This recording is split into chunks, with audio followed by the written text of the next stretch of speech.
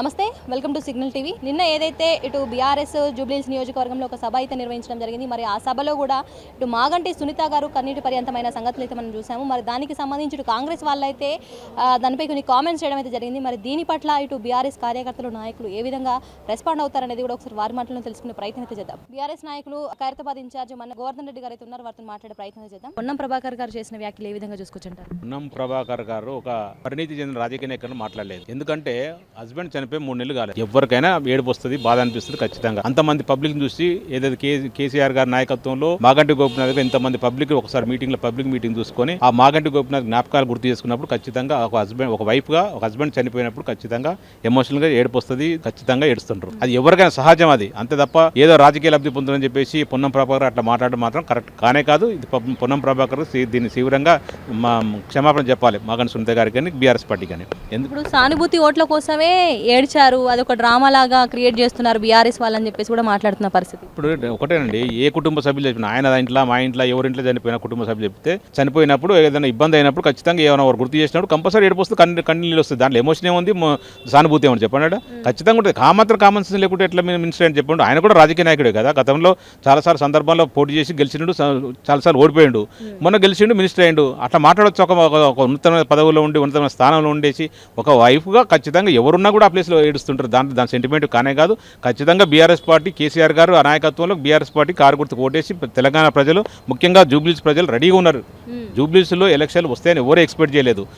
Unexpected వచ్చిన ఎలక్షన్లో కొంచెం మాగంటి గోపినాథ్ ఆరోగ్యరీత్యా కొంచెం ఆయన చనిపోవడం వల్ల ఈరోజు ఎలక్షన్ వచ్చినాయి. ప్రజలందరూ ఎప్పుడు ఎలక్షన్ వస్తా అని ఎదురు చూస్తున్న తరుణంలో జూబ్లీహిల్స్ ఎలక్షన్లు వచ్చినాయి. కర్రు కాల్చి వాత పెట్టడానికి రెడీ ఉన్నారు. ఎందుకంటే కాంగ్రెస్ పార్టీ దాదాపు ఎలక్షన్లో 2023 ఎలక్షన్లో ఇచ్చిన హామీలు 6 గ్యారెంటీలు అనుకొని 420 హామీలని ఏ ఒక్కటి కూడా ఇంప్లిమెంట్ చేయలేదు. కాబట్టి తెలంగాణ ప్రజలు ముఖ్యంగా మహిళలందరూ కూడా రెడీగా ఉన్నారు కాంగ్రెస్ పార్టీని ఓడగొట్టడానికి. బీఆర్ఎస్ పార్టీ కేసీఆర్ నాయకత్వంలో బీఆర్ఎస్ పార్టీ కొట్టడానికి రెడీగా ఉన్నారు. చాలామంది చెప్పిన హైదరాబాద్లో ముఖ్యంగా హైడ్రాని తీసుకొచ్చేసి రియల్ ఎస్టేట్ కింద మీద చేసేసి పేదవాళ్ళని భయభ్రాంతం గురి చేసిన సందర్భం మనందరూ తెలిసిన విషయం. ఆ సందర్భంలో అందరూ కూడా ఎవరైనా ఇల్లు కూడా కొట్టడానికి వచ్చినా లేకపోతే ఇబ్బంది జరిగినా కూడా కేసీఆర్ అన్న ఎక్కడున్నారు, కేసీఆర్ అన్న మనం రక్షించండి అని చెప్పి అనుకున్న సందర్భం మనం చూసినాం. అట్లాంటిది కేసీఆర్ గారికి ఎప్పుడు ఎలక్షన్ వచ్చినా కూడా కేసీఆర్కి వేయడానికి రెడీగా ఉన్నారు తెలంగాణ ప్రజలు. ముఖ్యంగా జూబ్లీహిల్స్ ప్రజలు మాత్రం ఈ రోజు వచ్చే నెలలో 11లో అదే 11వ తారీఖున ఎలక్షన్ అయితే ఖచ్చితంగా మంచి 30-40 మెజార్టీతో మాగంటి సునీత గారిని బీఆర్ఎస్ పార్టీ కొట్టేసి కేసీఆర్ గారి నాయకత్వానికి బలపరుస్తారని పూర్తి విశ్వాసం ఉందండి. అయితే ఇప్పుడు అంటే ఒక్కొక్క ప్రచారం జరిగేది ఏంటంటే, ఇప్పుడు మాగంటి సునీత గారు ప్రతి ఒక్క ఇంటింటికి తిరిగి ప్రచారం చేస్తున్నారు. సో మాకు మీ మద్దతు కావాలి అని చెప్పేసి కూడా మద్దతు అంతా కూడా కడుతున్న పరిస్థితి. మరి అటు కాంగ్రెస్ వైపు చూసుకున్నట్లయితే, అంటే బీజేపీ ఇప్పటివరకు క్యాండిడేట్ని ప్రకటించకపోగా కాంగ్రెస్ వైపు చూసుకున్నట్లయితే గట్టి పోటీ ఇవ్వడానికి నవీన్ యాదవ్ కూడా నేనున్నానంటూ కూడా ముందుకు వస్తున్న పరిస్థితి ఎట్లా చూసుకొచ్చుంటారు? ప్రజాస్వామ్యబద్ధంగా మాగంటి సునీత గారు ఏదైతే మాగంటి గోపినాథ్ గారు చేసిన సేవలు 3 పర్యాయాలు సేవలు చేసినాయి కదా, ఆ సేవలను గుర్తులో పెట్టుకొని ఒకసారి మాగంటి గోపినాథ్ గారు ఎట్లా మద్దతు ఇచ్చిరు గెలిపించారో మీరందరూ అండగా ఉన్నారో మాగంటి సునీత గారు కూడా అండగా ఉండండి. మేము కూడా మాగంటి చేసిన గోపినాథ్ గారు చేసిన సేవల్ని అభివృద్ధిని కంటిన్యూ చేస్తామని చెప్పేసి మాగంటి సునీత గారు ప్రతి ఇంటింటికి పోయి ప్రతి ఓటర్ని అభ్యర్థిస్తుంది. దాంట్లో 100% ప్రజాస్వామ్యబద్ధంగా నడుస్తుంది. నిన్న ఒకసారి చూసినాం, ఒక వెంకటగిరిలో మసీద్ ముంగట ఉండి మాకు ఓటేయండి, మా ఓటేస్తే మిమ్మల్ని ఏదైతే కేసీఆర్ నాయకత్వంలో మీకు అభివృద్ధి చేస్తాం, మాగంటి గోపినాథ్ చేసిన సేవలను చేస్తాం, మాగంటి గోపినాథ్ గారు మీకు అందుబాటులో ఉన్నట్టు మేము కూడా ఉంటామని చెప్పేసి ఓట్లు అడుగుతుంటే మాగంటి సునీత గారు తన కూతురు ఇద్దరు అడుగుతుంటే దాని మీద కేసు బుక్ చేశారు. ఆ సిగ్గు ఉండాలి అసలు కాంగ్రెస్ పార్టీకి. ఓన్లీ పోలీసులు అడ్డం పెట్టుకుని నడిపిస్తారు. అది ఎంతవరకు కరెక్ట్ చెప్పండి? ఓట్లు అడుగుతుంటే ఏమంటారు? ఏమన్నా దొంగతనం చేస్తురా, చోరీ చేస్తురా, లేదా డబ్బులు ఇస్తురా, ఏమైనా పంచుతురా? అసలు ఓట్లు అడిగితే తప్పేందంటారా? ప్రజాస్వామ్యం ఓట్లు అడగొద్దా? మీ లెక్క 100 కోట్ల రూపాయలు పెట్టి ఓట్లు కొనుక్కోవాలన్నా?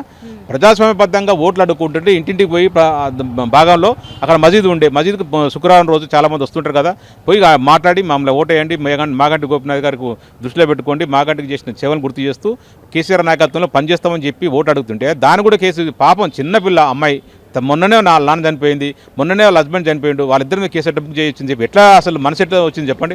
ఇంత దారుణంగా వ్యవహరిస్తుంది రేవంత్ రెడ్డి గారు కాంగ్రెస్ ప్రభుత్వం. దీన్ని ప్రజలు గమనిస్తున్నారు. ప్రజలు ఖచ్చితంగా చెప్తున్నారు కదా, ఓటమి బయలు అంచనా పోయిన కాంగ్రెస్ పార్టీ ఇట్లాంటి భయభారత గుర్తు చేసి గెలవాలని ప్రయత్నం చేస్తుంది. వాళ్ళు అంగీకరిస్తున్నారు. ఆల్రెడీ మేము కాంగ్రెస్ పార్టీ ఓడిపోతుంది అని చెప్పేసి అంగీకరిస్తున్నట్టు అనిపిస్తుంది ఈ సిచ్యువేషన్ చూస్తుంటే. నిన్న మాగంటి సునీత గారు స్టేజ్ పై కొంచెం కన్నీటి పర్యంతం అవ్వడం జరిగింది వాళ్ళ హస్బెండ్ని తలుచుకొని. మరి దీనిపై కూడా ఇటు కాంగ్రెస్ వాళ్ళు రాజకీయాలు చేస్తున్న పరిస్థితి. అటు తుమ్మల నాగేశ్వరరావు కావచ్చు, పొన్నం ప్రభాకర్ గారు కావచ్చు, వీళ్ళంతా కానీ ఇదంతా ఒక డ్రామా, సానుభూతి క్రియేట్ చేయడానికే ఈ విధంగా చేస్తున్నారని చెప్పేసి కూడా చెప్తున్న పరిస్థితి. ఏం చెప్పారు? అది సునీతమ్మకు ఒక్కదానికే లోటు అని మేము చెప్పట్లేదండి. మా ప్రజలందరం మేము ఐకమత్యంగా ఒక పెద్ద మనిషి మాకు వెళ్ళిపోయాడని మాకందరికీ బాధగా ఉంది. కాంగ్రెస్ ప్రభుత్వము ఎలా అనుకుంటుందో ఏమో మాకైతే తెలియదు, కానీ మేము మాత్రం మా పెద్ద ఆయన వెళ్ళిపోయాడని మాకు చాలా బాధ ఉంది. మా పిల్లలు చిన్నపిల్లలు, ఎవరైనా ఇంట్లో మనిషి వెళ్ళి సంవత్సరం కూడా కాలేదు, 4 నెలలకు మర్చిపోతారండి ఒక మనిషిని? ఏ విధంగా అంటున్నారు కాంగ్రెస్ ప్రభుత్వం వాళ్ళు సానుభూతి అని? ప్రతిదానికి మీరు చేయలేదు చేశారు అంటే మీరు చేసి చూపియండి. ఇప్పుడు రోడ్లు ఇవన్నీ శాంక్షన్ అయినాయి మా ప్రభుత్వంలో. ప్రతి గల్లీకి వెళ్ళండి, మా గోపీనాథ్ అన్న శిలాఫలకాలే ఉంటాయి. ఇప్పుడు గోపీనాథ్ గారు అంటే 3 టైమ్స్ ఇక్కడ ఎమ్మెల్యేగా చేశారు కాబట్టి ఆయనకి ఇక్కడ ప్రతి ఒక్కరితో సంబంధం అనేది ఉంటుంది. ఆయన ప్రతి ఒక్కరిలో మెదిలే మనిషి. సో ఇప్పుడు ఎట్ ద సేమ్ టైం ఇప్పుడు బీఆర్ఎస్ పార్టీ తరఫు నుంచి కూడా సునీత గారు నిలబడే పరిస్థితి ఇస్తున్నారు. సునీత గారు అదే విధంగా కొనసాగుతున్నారంటారా నియోజకవర్గంలో? తప్పకుండా కొనసాగుతుందండి. బాపుకు గల్లీ నుంచి ఢిల్లీ వరకు ఎలా తెలుసో, గోపీనాథ్ అన్నకు గల్లీ నుంచి జూబ్లీహిల్స్ నియోజకవర్గంలో ప్రతి ఒక్క మనిషి పేరు పెట్టి పిలుస్తారు. అలాగే మేడం కూడా అలాగే చేస్తుంది. మాకు ప్రతి ఒక్కటి కన్ఫామ్గా అన్న ఎలా చేసిందో అలా చేస్తుందని మాకు నమ్మకంగా ఉంది. మేముండి చేపించుకుంటాం. మేము గెలుస్తుందంటారా? పక్కా గెలుస్తుంది. పొన్నం ప్రభాకర్ గారు చేసిన వ్యాఖ్యలు, అలాగే తుమ్మల నాగేశ్వరరావు గారు కూడా, మాగంటి సునీత గారు నిన్న స్టేజ్పై ఏదైతే ఏడవడం జరిగిందో, మరి ఇదంతా ఒక డ్రామా క్రియేట్ చేస్తుంది బీఆర్ఎస్ ఎలక్షన్స్లో ఓట్ల కోసమే అని చెప్పేసి కూడా మాట్లాడుతున్న పరిస్థితి. ఏం చెప్తారు? ఇప్పుడు మాగంటి సునీత గారు తన సర్వం కోల్పోయారు. సో కుటుంబం అంటారు, కుటుంబ పెద్ద మనిషి కోల్పోయినప్పుడు ప్రతి ఇంట్లో బాధ ఉంటుంది. వారి ఇంట్లో కూడా ఒక పెద్ద మనుషులు లేకపోతే ఎవరో కోల్పోతే వాళ్ళు ఎరవరా? దాన్ని డ్రామాగా ఎట్లా కేడిస్తారు? ఈ డ్రామా ప్రభుత్వం, ఇది సర్కార్ ప్రభుత్వం కాదు, సర్కస్ ప్రభుత్వం కాబట్టి వాళ్ళకి ఆలోచనలు ఉంటాయి. కేసీఆర్ ఎప్పుడు చెప్తా ఉంటాడు, పచ్చకామం లోకం ఇప్పుడు పచ్చగా కనిపిస్తుంది అంటాడు. డ్రామా విషయం ఎప్పుడు డ్రామాలే కనిపిస్తుంది. ఈ లోకం అంతా యావత్ ప్రపంచమంతా చూసింది. మాగంటి గోపీనాథ్ చనిపోయింది కాబట్టి భార్య ఏడవదా? రేపు పొద్దున రేపు వాళ్ళ భార్య ఏడవడా? ఆయన చనిపోతే వాళ్ళ భార్య ఏడవదా? కాబట్టి అట్లా ఎవరు కోరుకోరు, తప్పు అది. పొన్నం ప్రభాకర్ గారు మీరు ఏంటంటే మాగంటి సునీత గారికి క్షమాపణ చెప్పాలి. వారు ఎందుకు ఆ విధంగా మాట్లాడుతున్నారంటే, హైదరాబాద్ ఇన్ఛార్జ్ మంత్రిగా కాబట్టి వారు ఇక్కడ ఉన్న గెలిపించుకోకపోతే వారి ఇజ్జత్ పోతుంది, దానికి ఏదో ఒకటి అనాలని చెప్పేసి అనడం జరుగుతుంది. కానీ ఈ రాష్ట్ర మంత్రివర్గాన్ని ఒక సూటి ప్రశ్న, రౌడీ షీటర్గా ఉన్న పేరు నవీన్ యాదవ్ది, ప్రజలలో ఉన్న మంచి పేరు మాగంటి గోపీనాథ్ గారి. కాబట్టి తప్పకుండా గోపీనాథ్ గారికి బీఆర్ఎస్ పార్టీకే పట్టం కడతారు. మీరు ఏదో కార్డు చేతులు పట్టుకుని తిరుగుతున్నారు. ఇప్పుడు ఈ బీఆర్ఎస్ వాళ్ళందరూ ఓట్లకు వెళ్ళినప్పుడు ఇది చూపిస్తున్నారా? కాంగ్రెస్ బకాయి కార్డులు, ఈ బకాయి కార్డులలో ఒంటరి మహిళలకు 2,500 ఇస్తా అని చెప్పిండు, వృద్ధావులు పెన్షన్లు ఇస్తా అని చెప్పిండు, వికలాంగులు పెన్షన్ ఇస్తా అని చెప్పిండు, షాదీ ముబారక్ అన్నాడు. తులం బంగారం లేదు, తులం ఇనుము లేదు, తులం అది లేదు, ఆఖరి కిలో బియ్యం కూడా ఇచ్చింది. ఇది సన్నాసి దద్దమ్మ రేవంత్ రెడ్డి. కాబట్టి ఈ కార్లతోనే ప్రచారం చేస్తున్నాము. మేము వెళ్తుంటే కాంగ్రెస్కు హటావ్, తెలంగాణకు బచావ్, కాంగ్రెస్కు హటావ్, హైడ్రాకు హటావ్ బోల్రే, ముస్లిం ఏరియా పోతే అది చెప్తారు. కాకపోతే ఇక్కడ ఉన్న ప్రజలు నిజంగా నిద్రపోతారు రాత్రిపూట. ఎప్పుడే హైదరాబాద్ ఎప్పుడు వస్తారో భయపడుతారు. కాబట్టి మేము ఒకటే చెప్పినాము, కాంగ్రెస్ పార్టీ గెలిస్తే ఒరిగేది ఏముండదు. బీఆర్ఎస్ పార్టీ గెలిచినంత మాత్రాన రేవంత్ రెడ్డి సీఎం పదవి ఏం పోదు, ఇక్కడ పొన్నం ప్రభాకర్ మంత్రి పదవి అసలే పోదు. కాబట్టి చెంప చెల్లుమనేలాగా అన్ని వాళ్ళు చెప్పిన హామీలు అమలు కావాలంటే ఇక్కడ పక్కా బీఆర్ఎస్ పార్టీ గెలవాలి. ఎక్కడ పోయినా మాగంటి గోపీనాథ్ వాళ్ళ సునీత గారికి ఓటేసి గెలిపిస్తామని అందరూ అంటున్నారు. పొన్నం ప్రభాకర్ చేసినటువంటి కామెంటు జూబ్లీహిల్స్ ఉన్నటువంటి మహిళలంతా గమనిస్తున్నారు. పాపం ఆమె శోక సముద్రానికి వెళ్ళి ఇంకా బయటకు రాలేదు. ఇంకా దానికి కౌంటర్గా కాంగ్రెస్ వాళ్ళు అయితే బీఆర్ఎస్ కావాలనే సానుభూతి కార్యక్రమాలు చేస్తుంది అని చెప్పేసి మాట్లాడిన పరిస్థితి ఎట్లా చూసుకోవచ్చండి? ఒకటి మేడం, ఇప్పుడు జనరల్గా సానుభూతి అని అంటే ఏదో పబ్లిక్లోకి వచ్చి ఏదో ఏడ్చి చూపించేది దాని సానుభూతి అన్నారు మేడం. వాస్తవంగా మన హిందూ దేశంలో ఉన్నాం, హిందూ సాంప్రదాయంలో పుట్టినాం. భర్తను కోల్పోయిన ఏ యువతి అయినా, ఎవరైనా, యువతులు కానీ ఎవరైనా కానీ, స్త్రీ ఎవరైనా సరే కన్నీరు ఖచ్చితంగా అరుస్తారండి. దాన్ని వాళ్ళకు అనుకూలంగా మారుసుకుంటా అంటే అంతమైనటువంటి హీనమైనటువంటి మాట ఇంకోటి లేదండి. 100% పబ్లిక్లో, ప్రజా జీవితంలో, ప్రజాక్షేత్రంలో ఉన్న తన భర్త సడన్గా అంతమంది ప్రజలలో కనపడకపోయేసరికి ఏ స్త్రీకైనా కళ్ళ నీళ్లు గారుతాయి. దాన్ని తప్పుబట్టి వాళ్ళు దాన్ని కూడా రాజకీయం చేస్తే అది వాళ్ళ విజ్ఞత. అది సానుభూతి రాజకీయాలే ఇవన్నీ అని చెప్పేసి అంటున్నారు. సానుభూతి రాజకీయాలకు కూడా కాలం చెల్లిందండి. అది లేదు. పబ్లిక్ తెలివికల్ రాజకీయ చైతన్యవంతులు అయినారు. పబ్లిక్ ప్రజలు రాజకీయ చైతన్యవంతులు 100% రాజకీయ చైతన్యవంతులు అయ్యారు. ఎవరు నేను చెప్పి ఎవరినో పోయి అంటే వేస్తా అంటాడు, తీరా అతను ఏ శక్తులు వేసుకుంటాడు.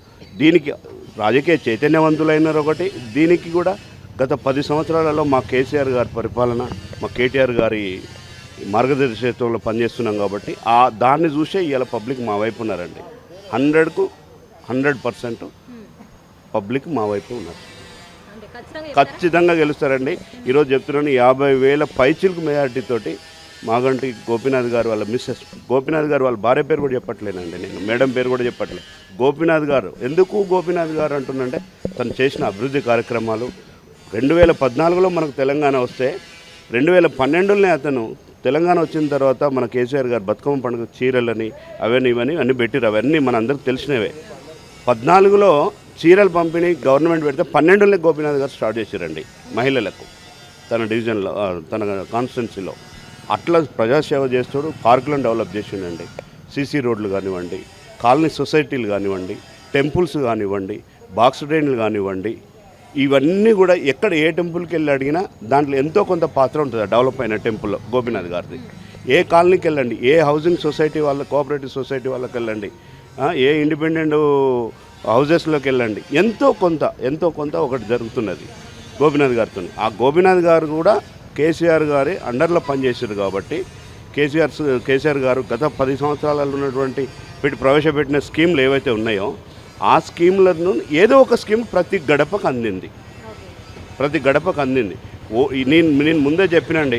కాంగ్రెస్ కూడా అట్లనే అనుకుంటుంది కదా. ఇప్పుడు ఏదైతే ప్రవేశపెట్టిన 6 గ్యారెంటీలు, అది 420 హామీలు ఏవైతే ఉన్నాయో అందులో ఏదో ఒక స్కీమ్ కావచ్చు, ఏదో ఒక హామీ కావచ్చు, ప్రతి ఒక్కరికి వెళ్తుంది. అంటే అన్నీ కాకపోయినా కానీ ఏదో ఒకటి వెళ్తుందని చెప్పేసి అనుకుంటుంది కదా. ఇప్పుడు ఇది గవర్నమెంట్ నుంచి అంటున్నారా, మాకు ప్రత్యర్థిగా ఉన్నటువంటి క్యాండిడేట్ మాట్లాడుతున్నారు చెప్తే నేను ఒక మాట మాట్లాడతానండి. ఒకవేళ క్యాండిడేటే మాట్లాడితే మాత్రం ఒక్కసారి ఆత్మపరిశీలన చేసుకోవాలి. వాళ్ళు చెప్పిన 6 గ్యారెంటీల పేరుతోని 6 గ్యారెంటీలలో సబ్ ఉంటుందండి. ఒక గ్యారెంటీ 1, దాంట్లో 1, 2, 3 ఇట్లా పెట్టినటువంటి దగ్గర 160 చిలుకు 420 హామీలు ఉన్నాయి. 420 హామీలలో జనరల్గా మీరు ఏ పబ్లిక్ నన్ను అడగండి ఎన్ని అమలు అయినాయి